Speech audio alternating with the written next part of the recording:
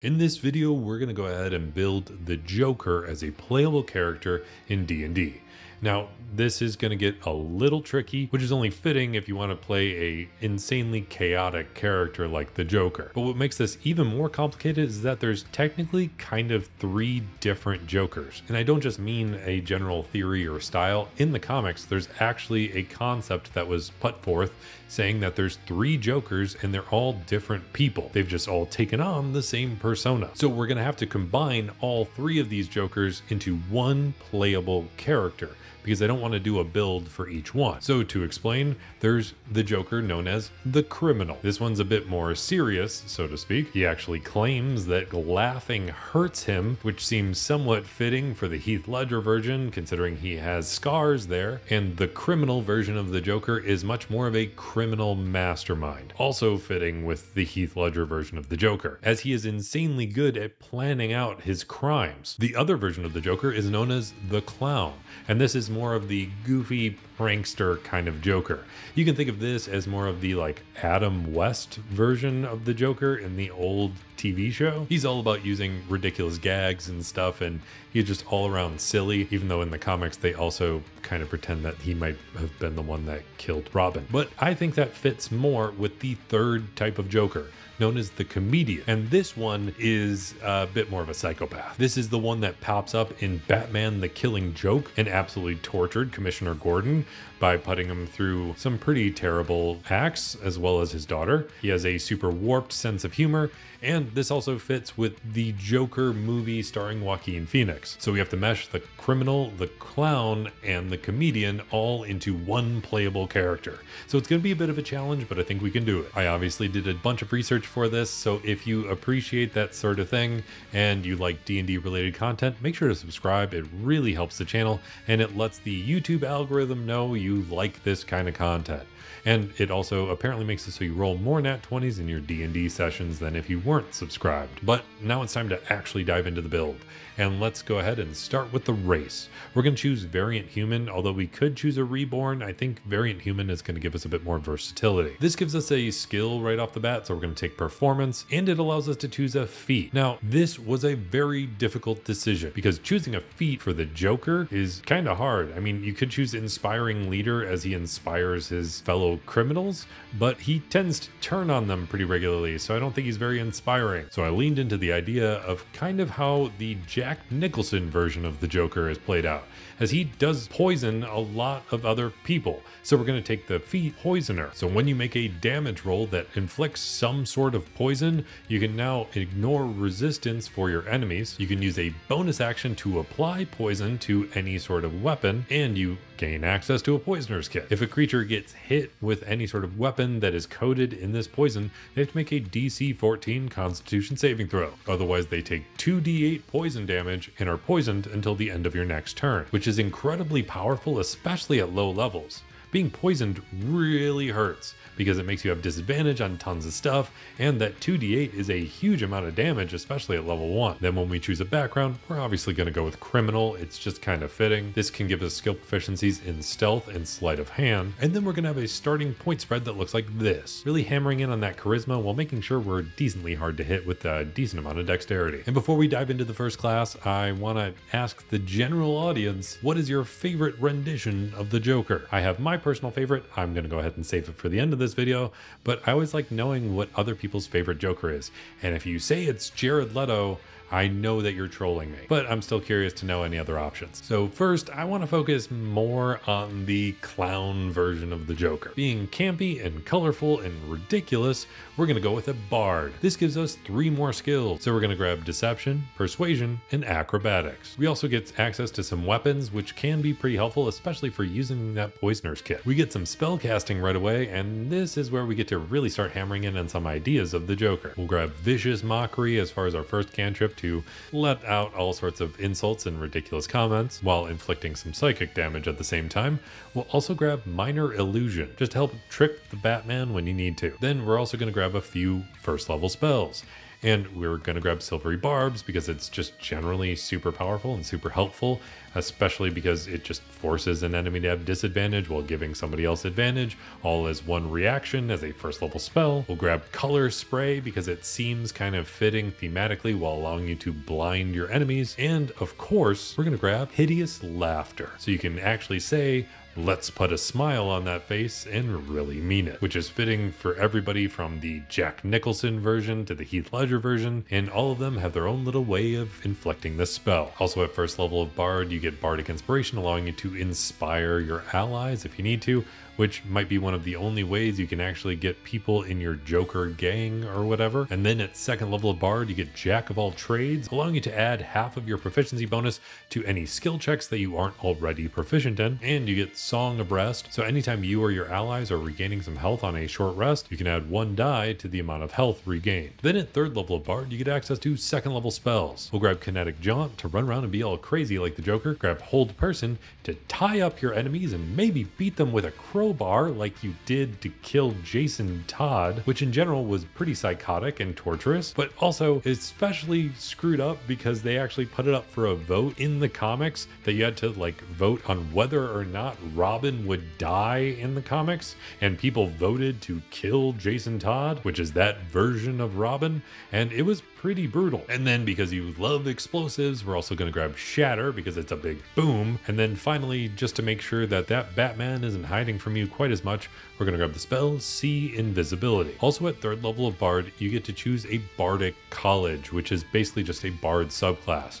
And I want to lean into the Psycho version a little more here. So we're going to choose the College of Whispers. This allows you to spend a Bardic Inspiration when you're attacking somebody to deal extra psychic damage at the same time, as if you're really screwing with their head. It's only 2d6 psychic damage for now, but that's plenty on top of poisoning them and whatever spells you want to cast. This subclass also gives you the feature Words of Terror. So if you're doing a full-blown evil villain monologue, you can actually use this feature because it forces you to speak to a humanoid alone for 1 minute. But if you do so, you seed paranoia into their mind. At the end of the conversation, they have to succeed on a wisdom saving throw. Otherwise, they're frightened of you and other creatures of your choice. They're frightened this way for an entire hour. And then the last feature you get at third level is just from basic Bard stuff, which is Expertise, allowing you to double your proficiency bonus in 2 skills of your choice. So we'll boost up that Performance and Deception. Then at fourth level of Bard, you get an ability score improvement. So let's go ahead and boost up that Charisma. Now I think we've gotten a decent amount of the Clown and the Comedian version, aka the Psycho version. So I think it's time that we get a bit better at our criminal activity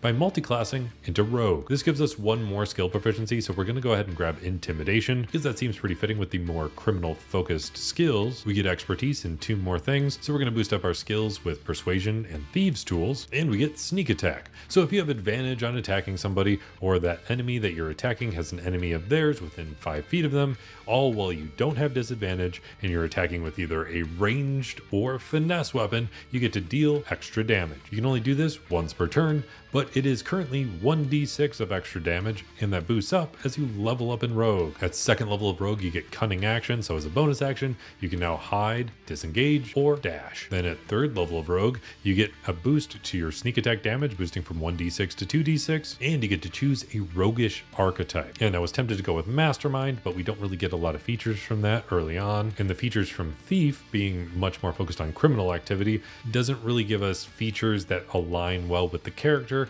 So I'm going to choose Swashbuckler because this gives us the most bonuses early on because we're going to do another multi-class soon. Swashbuckler grants us the feature Fancy Footwork. So now if you make any attack against any creature and you try and get away right afterwards, you don't have to worry about getting an opportunity attack against you. You also get the feature Rakish Audacity. So now you can use your sneak attack damage much more reliably. So now you don't have to worry if there's an enemy of your enemy within 5 feet of them, and you don't need advantage on the attack, you just have to not have disadvantage. If you're in a one-on-one fight, you automatically get to use your sneak attack damage as long as you're still using that finesse or ranged weapon. And by the way, that sneak attack damage boosted up at this level, boosting from 1d6 to 2d6. And then at 4th level of Rogue, you get another ability score improvement. So we're going to boost up that charisma again, maxing it out. Now I think we have a decent amount of criminal stuff covered with 4 levels in Rogue. We can hit pretty hard thanks to the mixture of our psychic blades plus our sneak attack damage plus the poison that we can put on our weapons. But it's time to become a bit more of an agent of chaos while still blowing stuff up, because as Heath Ledger pointed out, most weapons and explosives are surprisingly cheap and easy to get. So let's focus on screwing with people's minds and blowing stuff up by jumping over to Sorcerer. This is really going to boost up our spellcasting, but it also gives us a subclass right when we become a Sorcerer. And I really want to focus in on the Joker being more of an agent of chaos, so we're going to choose Wild Magic Sorcerer. So if you cast a spell of 1st level or higher, you may be forced to roll on a Wild Magic Surge table. And this only gets amplified by the idea of the next feature, Tides of Chaos, allowing you to gain advantage on one ability check, saving throw, or attack roll. And you can regain a use of that Tides of Chaos by rolling on that Wild Magic Surge table.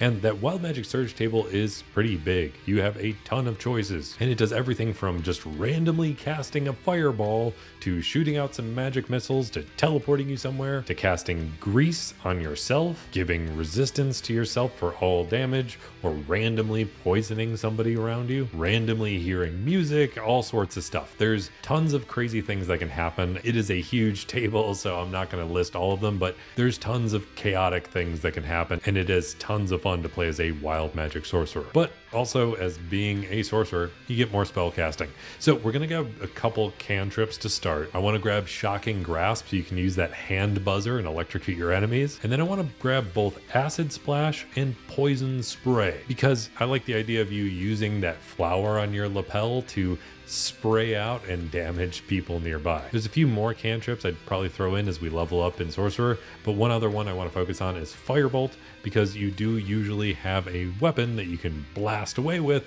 so I want to make sure I can have some way to replicate that with the spell Firebolt. As far as some 1st level spells, we'll grab Shield for a bit more defense.